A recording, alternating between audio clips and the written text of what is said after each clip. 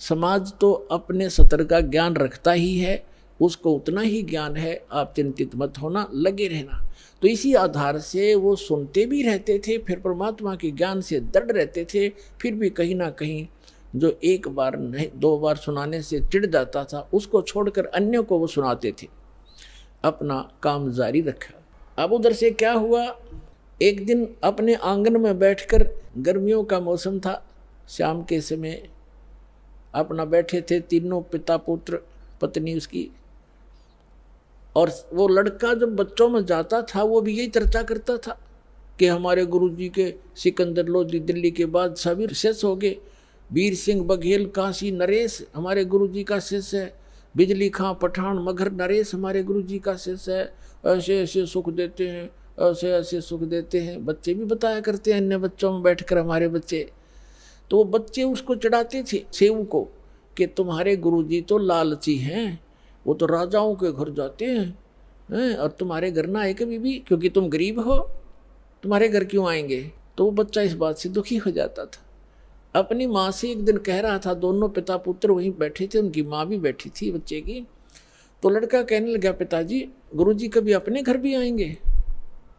तब नेकी ने कहा, बेटा अपने घर तो वो रहते ही हैं, हम भगवान से जुड़ गए हैं तो हमारे साथ है परमात्मा, हमें दिखाई नहीं देते। ये तो ठीक है माताजी, लेकिन एक बार गुरुजी अपने घर आ जाए ना, बस फिर तो जो मेरे को ऐसे ऐसे गली के बच्चे कहते हैं उनका मुंह बंद हो जाए, फिर मैं बता दूं हमारे गुरुजी लालची नहीं है।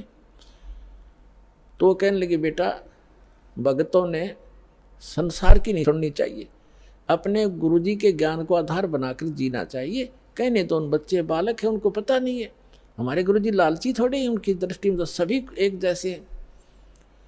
फिर भी बालक है, आंखों में आंसू भर के कहता है, एक बार गुरुजी आ जाए ना, बस फिर तो मैं उनको कह दूंगा, देखा ना हमारे गुरुजी ऐसे नहीं है। परमात्मा कहते हैं कि मेरे भगत की टेंशन मेरे से देखी नहीं जाती। अब उधर से वो चल ही पड़े थे, उधर से वो कह रहे थे, इतने में सामने आके दरवाजा बाहर की तरफ खड़े हो गए गेट पे और आवाज लगाई, रे सम्मन। नेकी कहने लगी, गुरुजी का आवाज नजर आती है। सम्मन कहने लगा, गुरुजी कहाँ आएंगे इतनी दूर, उनके पास समय कहाँ है, लाखों से उनके कहाँ कहाँ जाएंगे, आपको वैसे धोखा लगा। इतने में फिर आवाज लगाई, रे सम्मन है घर पे। नेकी कहने लगी, आवाज तो गुरुजी की है। देखा बाहर के गेट के सामने, बाहर के एक वैसे थोड़ा सा गेट सा बना रखा था डंडा सा का लकड़ी का, तो देखा तीनों ने सचमुच भगवान खड़े हैं, 3 जने खड़े हैं, भाग्य आए नंगे पैरों और खड़े खड़े देख रहे हैं, जैसे स्तब्ध हो गए हों। उनको विश्वास नहीं हो रहा हो कि हम क्या देख रहे हैं आज हमारे इस घर पे, गरीब के घर पे, और परमात्मा आगे। उनकी श्रद्धा थी नारी। तब कमाल ने कहा कि गुरुजी को ऐसे खड़ा रखोगे, अंदर भी ले चलोगे, बहुत दूर से चल कर आए हैं। तब वो एकदम सपना सा टूटा, चरणों में दंडोत प्रणाम किया और बैठा दिए झोपड़ी में, थोड़े जैसे भी कपड़े थे फटे पुराने बिछाकर। अब सम्मन गुरुजी के उन भक्तों के पास बैठ गया, चर्चा चलते रहे। फिर कुछ देर के बाद पूछा, भगवान खाने का सुनाओ, अभी खाओगे या कुछ ठहर के। तो परमात्मा ने कहा कि भाई भूख तो लगी है बच्चा, पैदल चल कर आए हैं, भूख लगी है, व्यवस्था कर लो। सम्मन अपनी पत्नी के पास पीछे झोंपड़ी में आया, बीच में आंगन था, पीछे रहने की एक झोंपड़ी थी। उसमें आकर कहा कि भोजन बनाओ गुरुजी के लिए, संतों के लिए। नेकी ने कहा कि आज हमारे घर पर 100 ग्राम भी आटा नहीं है। समन ने कहा कि ला तेरा ये चीर जो बहनें रखती हैं अलग से कपड़ा, वायल, चूंदड़ी, कहने लगी ला तेरा ये चीर दे दे कपड़ा, इसको गिरवे रखाऊंगा और कुछ आटा ले आता हूँ। तब उसने कहा नेकी ने कि मैं जहाँ मुझे मिलने की आशा थी उन घरों में मैं मांग आई, और ये मैंने प्रार्थना भी कर दी उनसे कि मेरा ये कपड़ा एक ही है, इसको रख लो, कुछ आटा उधारा दे दो, फिर अपना चीर ले जाऊंगी और आटा दे जाऊंगी।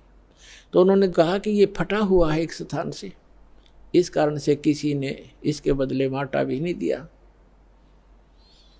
अब कलेजा पकड़ कर बैठ गया सम्मन, हे भगवान, पहली बार तो गुरुजी आए, मैं कैसा नीच हूँ, कैसा दुर्भाग्य हूँ। ज्ञान से पता ही उसको लग गया था कि जिसने पूर्व जन्म में पुण्य नहीं कर रखे, तो दान नहीं कर रखा, दान करने वाले को ही धन मिला हुआ होता है।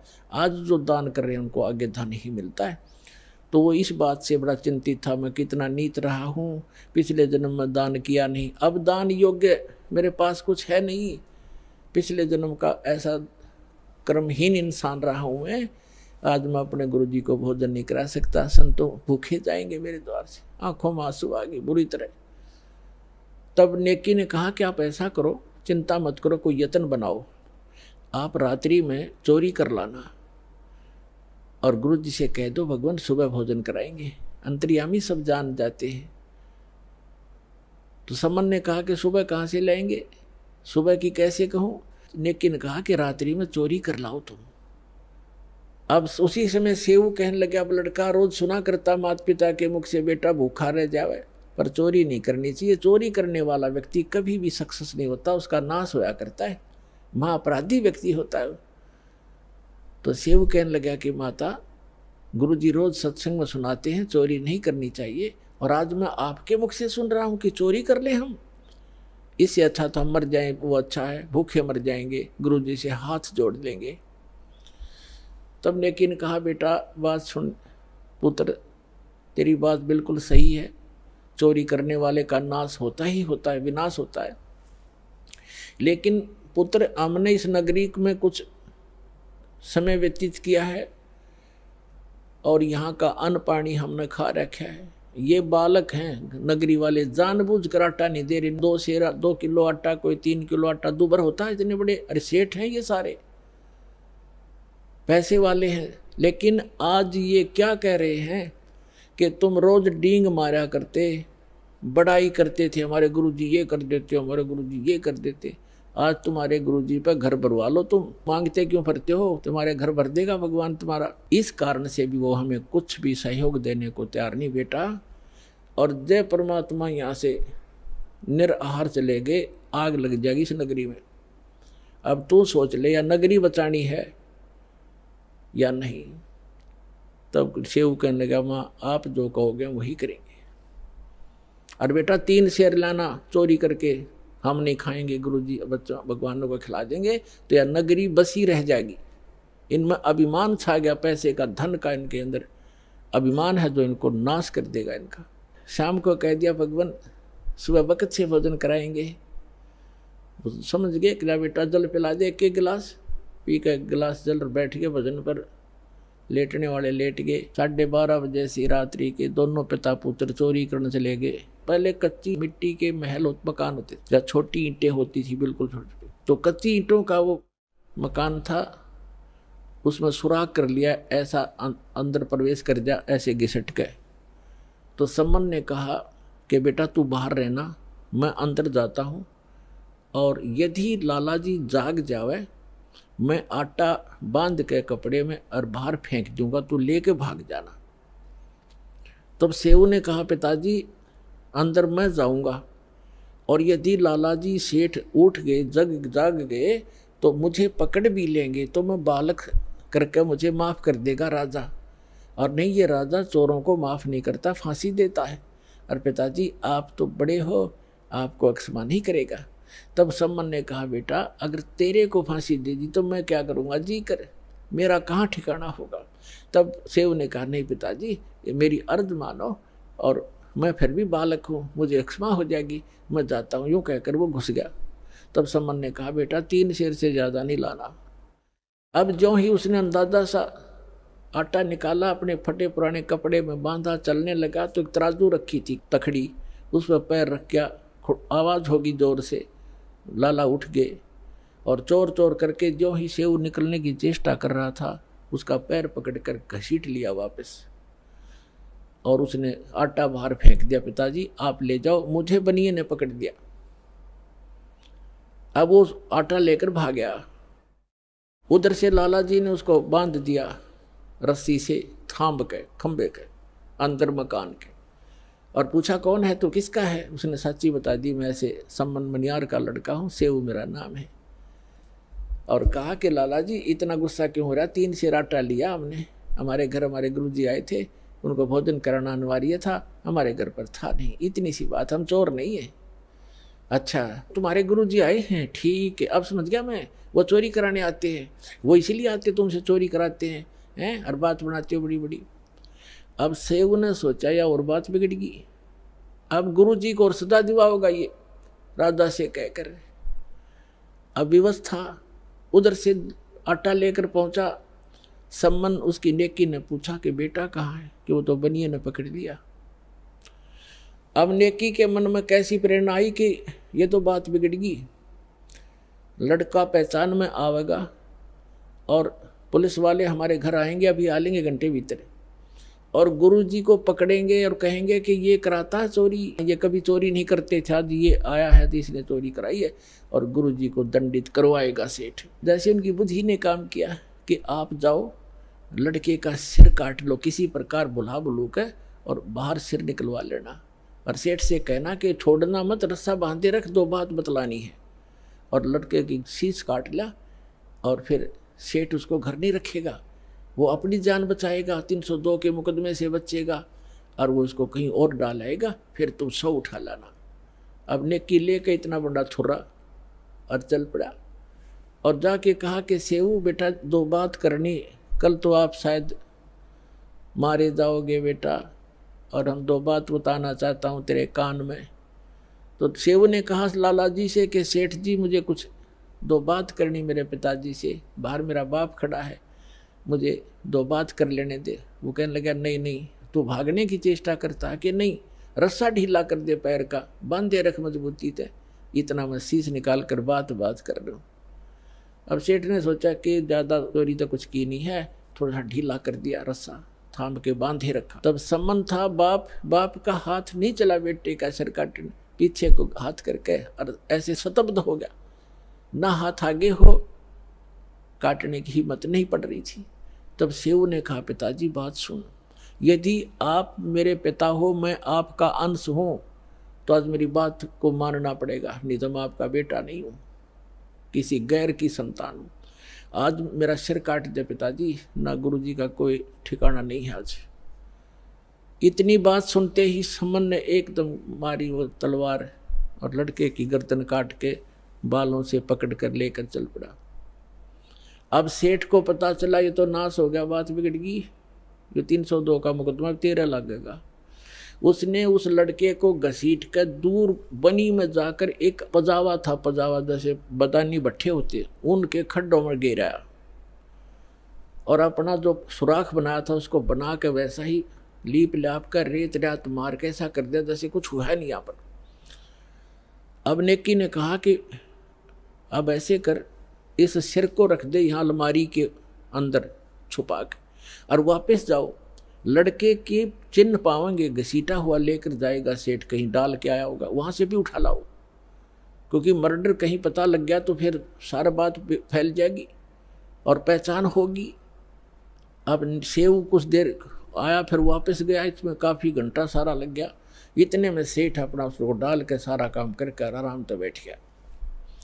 वहाँ जाकर देखा जहाँ उसके निशान जा रहे थे घसीट के, उन तीनों के साथ साथ जाकर बच्चे को उठा कर ला के अंदर के कोठे में डालकर कपड़े बोरी बारी से ढक दिया कि गुरुजी चले जाएंगे, उसके बाद बच्चे का अंतिम संस्कार कर देंगे।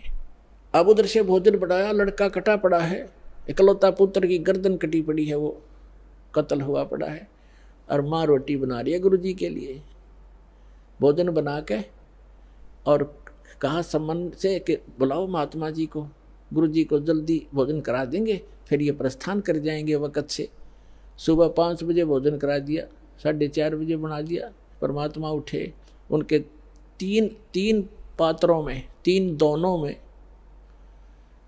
भोजन डाल दिया, सारा जितना बना रखा था। परमात्मा ने कहा भाई ऐसे करो, इसको 6 दोनों में डालो, 3 तुम हो 3 हम हैं। तब सम्मन ने कहा महाराज जी हम तो फिर खा लेंगे, आप खाओ। नहीं, परमात्मा बोले प्रसाद बनाएंगे भाई और सब खाओगे, बैठ जाओ। अब वो दोनों बैठ गए, उन्हें 5 पात्रों में कर दिया उसको। परमात्मा ने कहा 6 में कर भाई, वो 6 में कर दिया। 5 बैठ गए खाने के लिए अपने अपने सामने रख के, और यूँ नहीं बताना चाहते कि लड़का ऐसे हो गया। अब वो ये सोच रहे थे गुरुजी पूछेंगे तो बतावाएंगे, भाई हम जिक्र भी नहीं करना चाहते। और पूछेंगे तो कह देंगे जी कहीं खेलने चला गया होगा। वो तो अंतर्यामी थे, कहाँ पूजना था उन्होंने। तब कहा कि आओ सेऊ जी मिलो ये प्रसाद प्रेम, शीश कटते हैं चोरों के और सादा को नित अक्षेम। कहते हैं सेऊ धड़ पे शीश चढ़ा वो बैठा पंगत माँ, और नई निशानी गर्दन कहियो ओ सेऊ ना। बोलो सतगुरुदेव।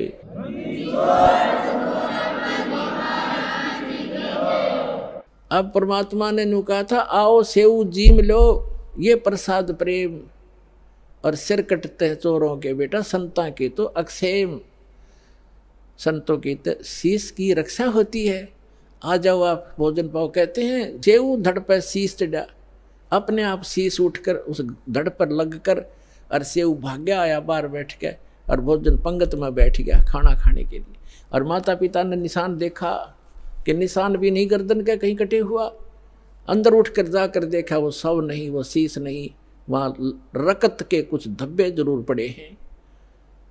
तो पुण्यात्माओं, यदि भगवान की ही आप तुलना करना चाहते हो, पहचान करना चाहते हो, श्री कृष्ण जी को आपने ताम्र ध्वज के जीवित कर देने मात्र से उनको भगवान मान लिया, तो कबीर भगवान के ये लक्षण उसके समांतर समझना। और देखो जैसे कमाल था उसका जीवन शेष नहीं था और परमात्मा ने उसकी एक्सटेंशन आयु कर दी।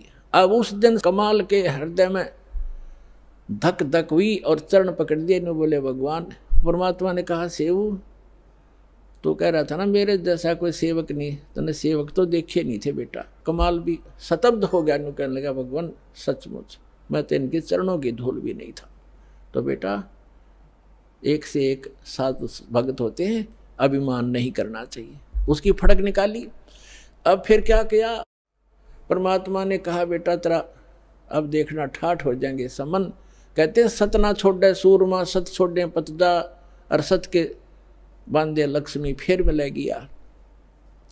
आपने अपनी जो क्रिया को छोड़ना नहीं चाहिए। जैसे वो मजाक करते थे इसे तुम्हारे भगवान ने ये कर दे, लड़का जीवित किया और फिर सम्मन को इतना धन दे दिया परमात्मा ने, एक नंबर का सेठ का है उसी जीवन में।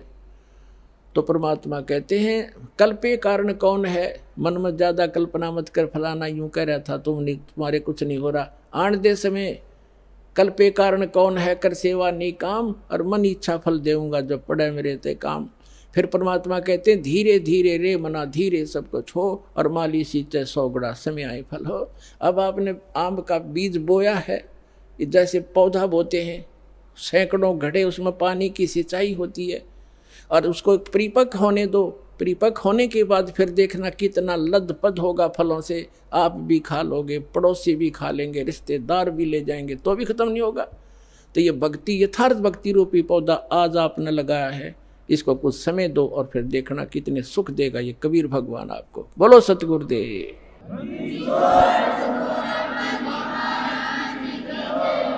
तो पुण्यात्मा इस सत भक्ति के करने से आपको यहाँ भी सहायता मिलेगी और उस स्थान पर चले जाओगे जहाँ कोई दुख नहीं। अपनी भक्ति करो, औरों को समझाओ और बार बार सतलोक आश्रम वाला माओ। बोलो सतगुरुदेव।